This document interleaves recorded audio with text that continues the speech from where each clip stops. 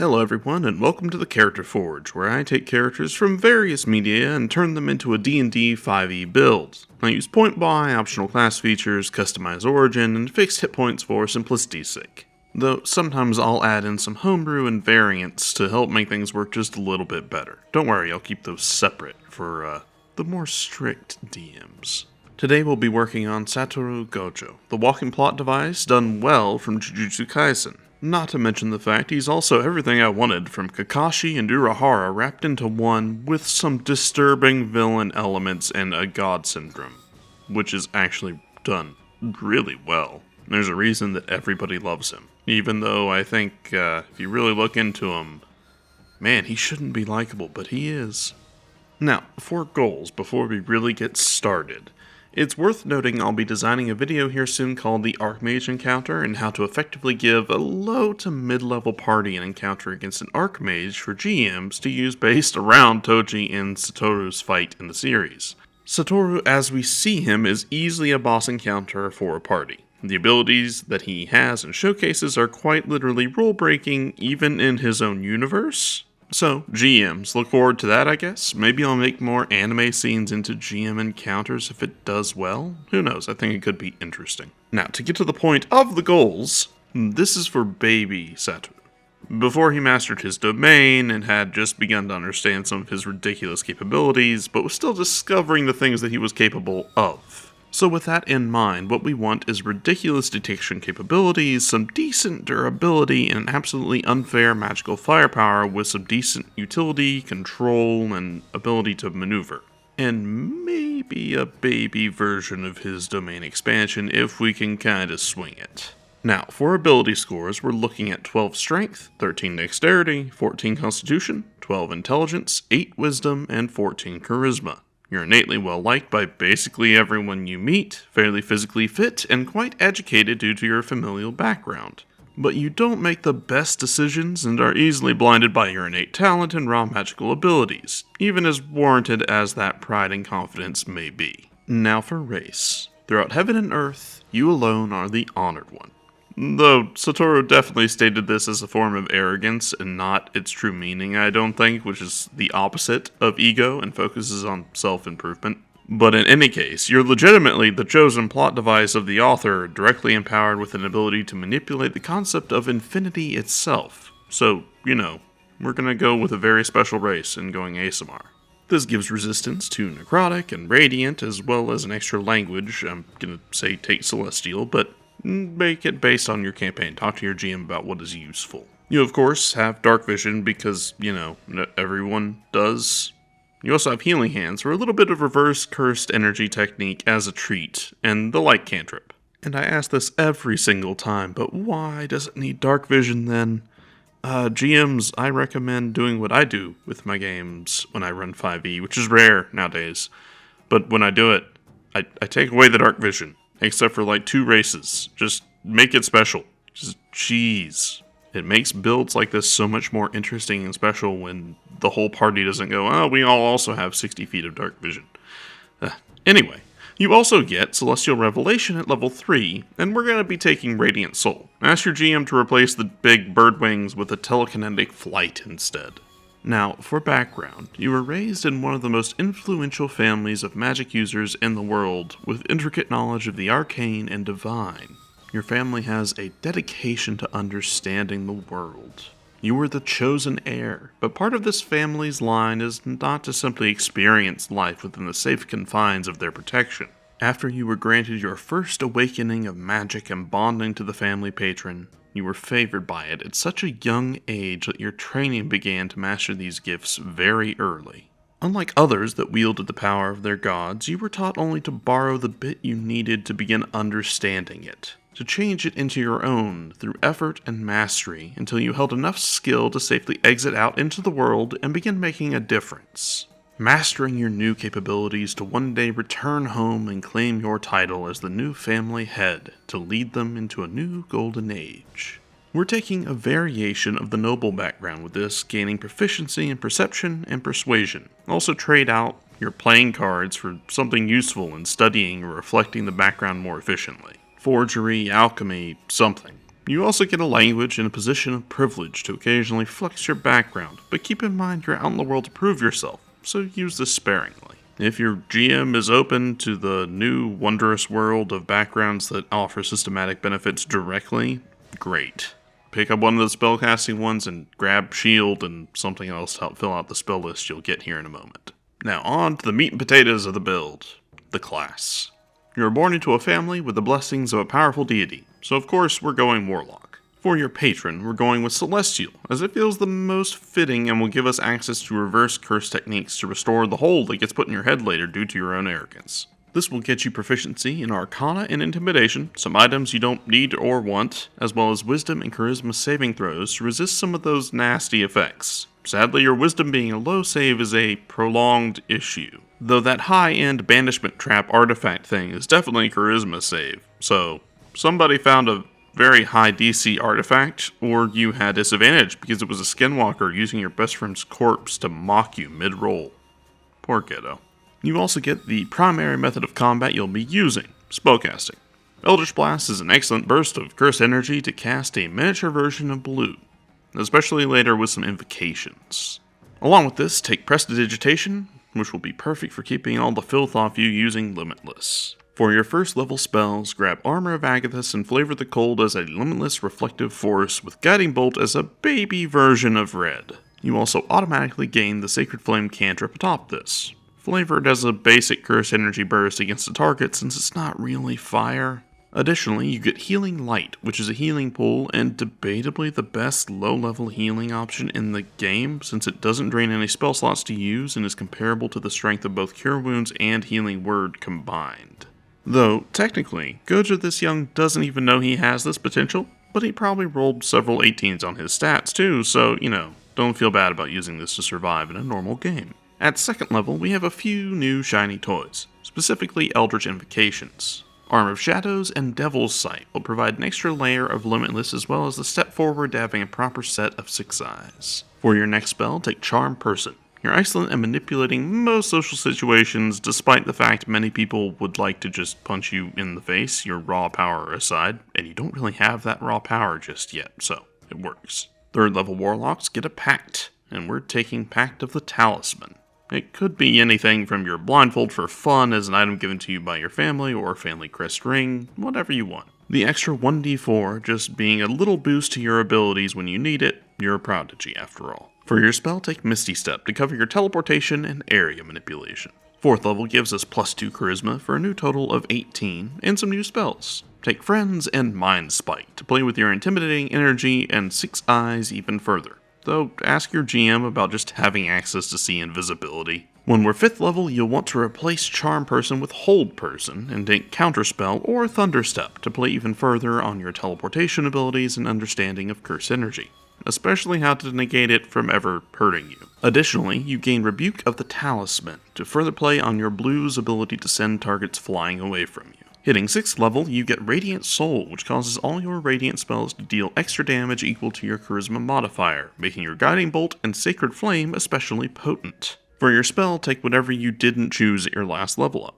7th level will mark grabbing Psychic Lance to represent the raw power you'll be dishing out with an unusual saving throw making it difficult to defend against, your purple. You can now further enhance your blue as well by taking Repelling Blast for your invocation. If you're interested in a Homebrew variant that is completely different from this Lance spell, and your GM is cool with it, listen to the end as I throw in the Homebrew spell to kind of make purple work a little bit more for this build at the end of the video. 8th level, you get a final +2 Charisma to cap it off at 20, and the Banishment spell to help fill out some of your other Jujutsu knowledge and represent the basic usage of a domain expansion maybe, though it's flawed and incomplete at this point. But really using this to send an X-Planar monster to its plane of existence feels very Jujutsu Sorcerer-esque, so it works in a lot of ways. At 9th level, we'll be picking up Hold Monster for moments when you need to pin down an asparagus and splatter them across the wall like a rotten fruit. You're only a little bit psycho. Just a bit. It's fine. For your invocation, grab Eldritch Sight to expand on your 6 eyes just a little bit further. Upon reaching 10th level, your Limitless improves further still, giving you temporary hit points equal to your level and Charisma modifier, which should be a rough increase of about 15% to your maximum. It also shields your students just a little bit, not as much, but it's still solid. For your cantrip, take Sword Burst and reflavor it as your Melee Barrage. Not your preference, but it's not like you're bad at it after all. As Armor of Agathis is mostly useless at this point, replace it with Intellect Fortress to help handle plot boxes designed to nullify your plot armor. Rolling into 11th level, we get our first true access to 6 Eyes by taking True Sight as our Mystic Arcanum. And Wall of Light to represent when you want to throw around your curse energy into a big destructive barrier around you after a certain assassin tries to take advantage of the environment for cover and scares the crap out of you. 12th level, we get a feat, and though Crossword Expert for Point Blank Eldritch Blast reflavored as punches is super tempting and kind of on brand, your ability scores need a bit more love. So I'll recommend Resilient with Dexterity, as it's one of the most important saving throws and will increase your AC a bit. This will also help represent your insane reflexes despite being a caster. For your invocation, let's make your blue a little more damaging and take Agonizing Blast. It'll be your bread and butter for most of your combat style after all.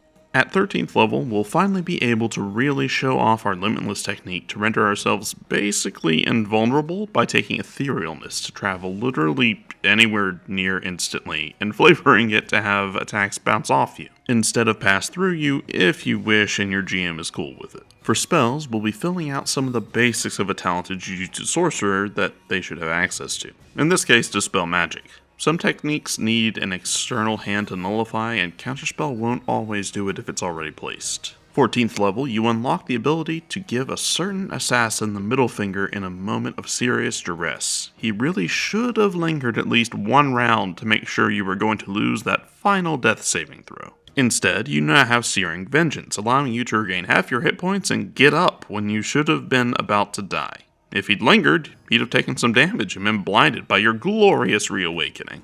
But because he left you, you did get to finish a short rest, heal up completely, gain all your spell slots back, and confront him after he'd already crushed your best friend's heart and started his journey into a downward spiral. So it all evens out, right?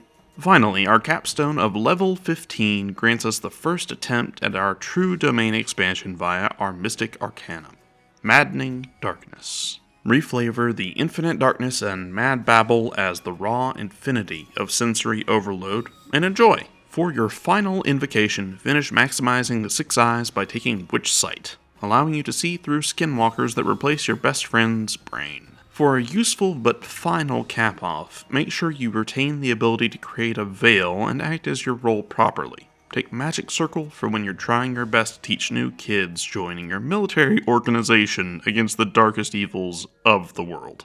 So, with all our abilities and levels laid out, what are we looking at?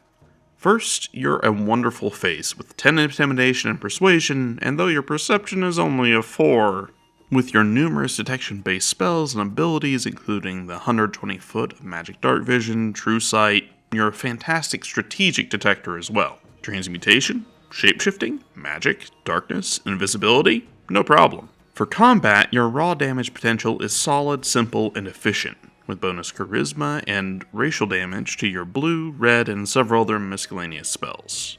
But even more impressive than any of that is your control capabilities. Wall of Light, Hold spells, and Banishment allow you to easily use your spells for things aside from big booms.